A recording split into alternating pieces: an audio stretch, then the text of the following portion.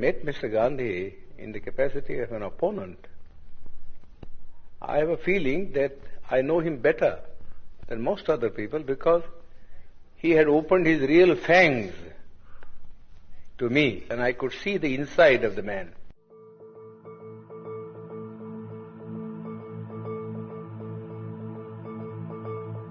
While others who generally went there as devotees saw nothing of him except the external appearance which he had put up as a Mahatma. But I saw him in his human capacity, the bare man in him. You don't feel then that he fundamentally changed the aspect of... Not at all. Yeah. Not at all. In fact, he was all the time double dealing.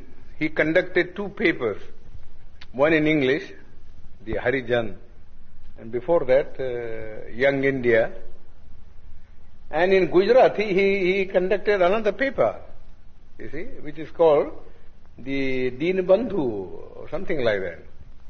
Now, if you read the two papers, you will see how Mr. Gandhi was deceiving the people. In the English paper, he posed himself as an opponent of the caste system and of untouchability, and that he was a Democrat.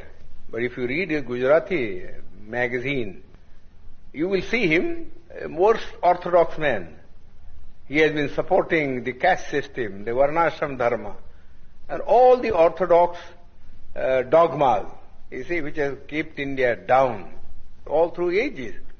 In fact, somebody ought to write Mr. Gandhi's biography by making a comparative study of the statements made by Mr. Gandhi in his Harijan and the statements made by Mr. Gandhi in this Gujarati paper.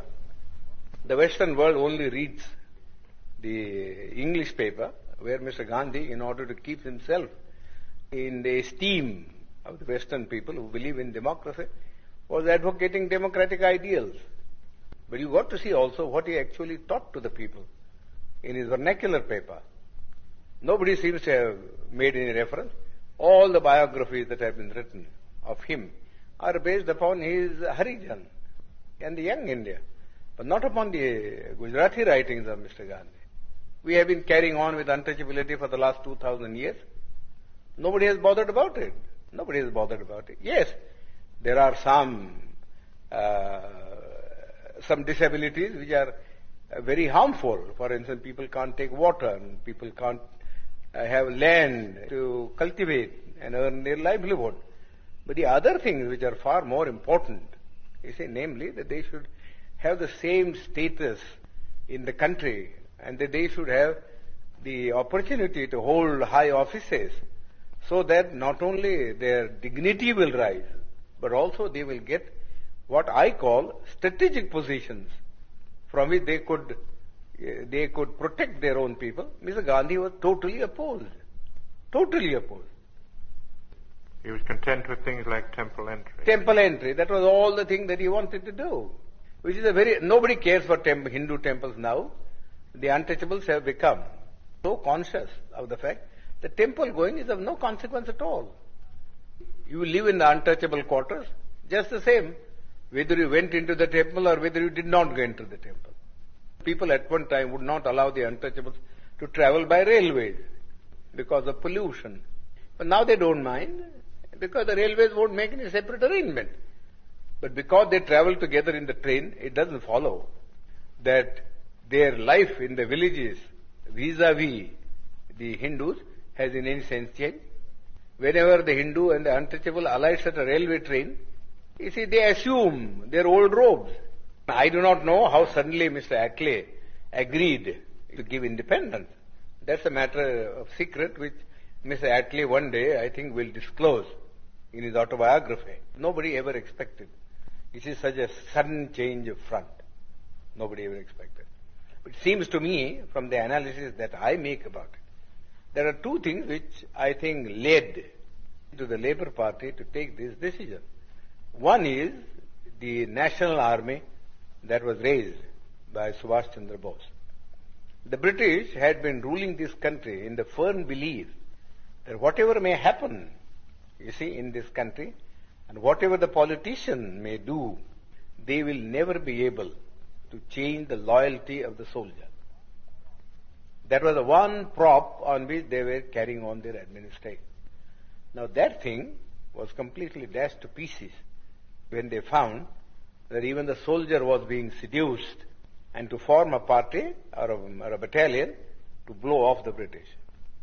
Then I think the British came to the conclusion that if they were to rule India, the only basis on which they could rule was the maintenance of the British Army, going back to the year 1857, when the Indian soldier rebelled against the East India Company. And they found that it would never be possible for the British to supply India with enough European troops to keep their hold on it. Secondly, I think the British soldier wanted the disbandment of the army immediately, so that they wanted to go to their civil jobs. How much indignation there was at this gradual disbandment of the army. Because those who were not disbanded felt that those who were disbanded were going to take their jobs. What's going to happen to them? Therefore, they could not think of having enough of a British army to keep India down. You see? And besides, they had thought, I think, thirdly, that after all, what they gained from India was commerce, and not so much the civil servant salary or the army income. They were small things, and they had better be sacrificed for the sake of keeping something which was much more profitable, namely trade and commerce. Because whether India remained independent or India